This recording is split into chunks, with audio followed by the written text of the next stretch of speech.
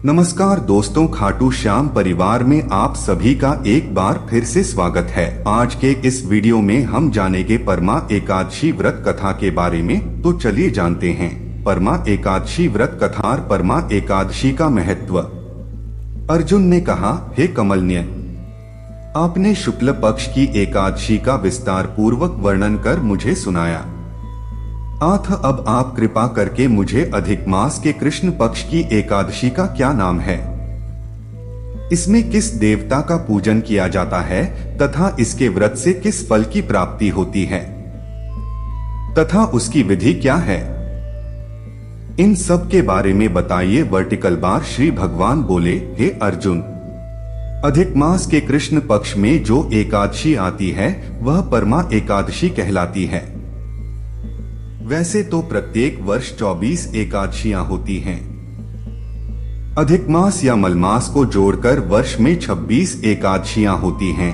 अधिक मास में 2 एकादशियां होती हैं, जो पद्मिनी एकादशी शुक्ल पक्ष और परमा एकादशी कृष्ण पक्ष के नाम से जानी जाती हैं। इसके व्रत से सभी पाप नष्ट हो जाते हैं तथा मनुष्य को इस लोक में सुख तथा परलोक में सद्गति प्राप्त होती है। इसका व्रत विधानानुसार करना चाहिए और भगवान विष्णु का धूप, दीप, नैवेद्य, पुष्प आदि से पूजन करना चाहिए। इस एकादशी की पावन कथा जो कि महर्षियों के साथ कांपिल्य नगरी में हुई थी, वह मैं तुमसे कहता हूँ, ध्यान पूर्वक श्रवण करो। परमा एकादशी व्रत कथा। कांपिल्य नगरी में सुमेधा नाम का एक अत्यंत धर्मात्मा ब्राह्मण रहता था। उसकी स्त्री अत्यंत पवित्र तथा पतिव्रता थी। किसी पूर्व पाप के कारण वह दंपति अत्यंत दरिद्रता का जीवन व्यतीत कर रहे थे। ब्राह्मण को भिक्षा मांगने पर भी भिक्षा नहीं मिलती थी।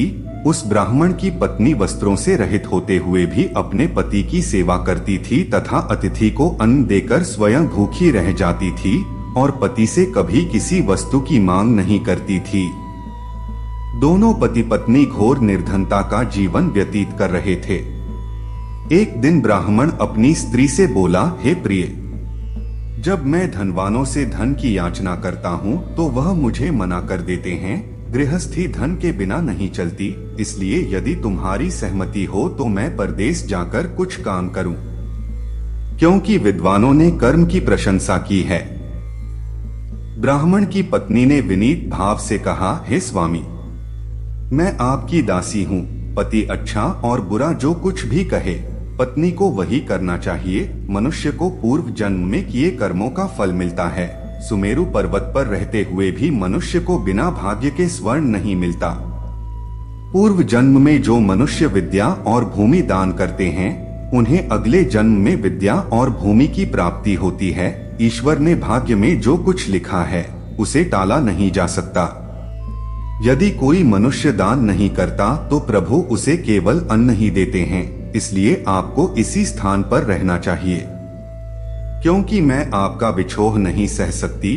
पति बिना स्त्री की माता, पिता, भाई, श्वशुर तथा संबंधी आदि सभी निंदा करते हैं। हंस लिए, हे स्वामी, कृपा कर आप कहीं न जाएं।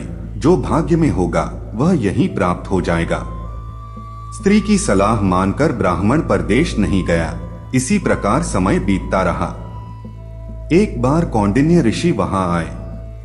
ऋषि को देखकर ब्राह्मण सुमेधा और उसकी स्त्री ने उन्हें प्रणाम किया और बोले, आज हम धन्य हुए।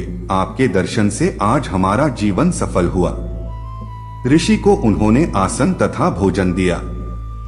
भोजन देने के बाद पतिव्रता ब्राह्मणी ने कहा, हे ऋषिवर, कृपा कर आप मुझे दरिद्रता का नाश करने की विधि बतलाइए। मैंने अपने पति को परदेश में जाकर धन कमाने से रोका है। मेरे भाग्य से आप आ गए हैं। मुझे पूर्ण विश्वास है कि अब मेरी दरिद्रता शीघ्र ही नष्ट हो जाएगी। अतः आप हमारी दरिद्रता नष्ट करने के लिए कोई उपाय बताएं। ब्राह्मणी की बात सुन कौंडिन्य ऋषि बोले, हे ब्राह्मणी, मल मास की कृष्ण पक्ष की परमा एकादशी के व्रत से सभी पाप, दुख और दरिद्रता आदि नष्ट हो जाते हैं। जो मनुष्य इस व्रत को करता है वह धनवान हो जाता है। इस व्रत में नृत्य, गायन आदि सहित रात्रि जागरण करना चाहिए। यह एकादशी धन वैभव देती है तथा पापों का नाश कर उत्तम गति भी प्रदान करने वाली होती है। धनाधिपति कुबेर ने भी इस एकादशी व्रत का पालन किया था, जिससे प्रसन्न होकर भगवान भोलेनाथ ने उन्हें धनाध्यक्ष का पद प्रदान किया। इसी व्रत के प्रभाव से सत्यवादी राजा हरिश्चंद्र को पुत्र, स्त्री और राज्य की प्राप्ति हुई थी। तदुपरांत कौंडिन्य ऋषि ने उन्हें एकादशी के व्रत का समस्त विधान कह सुनाया। ऋषि ने कहा, हे ब्राह्मणी, पंचरात्रि व्रत इससे भी ज्यादा उत्तम है। परमा एकादशी के दिन प्रातःकाल नित्य कर्म से निवृत्त होकर विधान पूर्वक पंचरात्रि व्रत आरंभ करना चाहिए। जो मनुष्य 5 दिन तक निर्जल व्रत करते हैं वे अपने माँ पिता और स्त्री सहित स्वर्ग लोक को जाते हैं। जो मनुष्य 5 दिन तक संध्या को भोजन करते हैं वे स्वर्ग को जाते हैं। जो मनुष्य स्नान करके 5 दिन तक ब्राह्मणों को भोजन कराते हैं वे समस्त संसार को भोजन कराने का फल पाते हैं। जो मनुष्य इस व्रत में अश्व दान करते हैं उन्हें तीनों लोकों को दान करने का फल मिलता है। जो मनुष्य उत्तम ब्राह्मण को तिल दान करते हैं वे तिल की संख्या के बराबर वर्षों तक विष्णु लोक में वास करते हैं। जो मनुष्य घी का पात्र दान करते हैं वह सूर्य लोक को जाते हैं। जो मनुष्य 5 दिन तक ब्रह्मचर्य पूर्वक रहते हैं वे देवांगनाओं के साथ स्वर्ग को जाते हैं। हे ब्राह्मणी, तुम अपने पति के साथ इसी व्रत को धारण करो, इससे तुम्हें अवश्य ही सिद्धि और अंत में स्वर्ग की प्राप्ति होगी।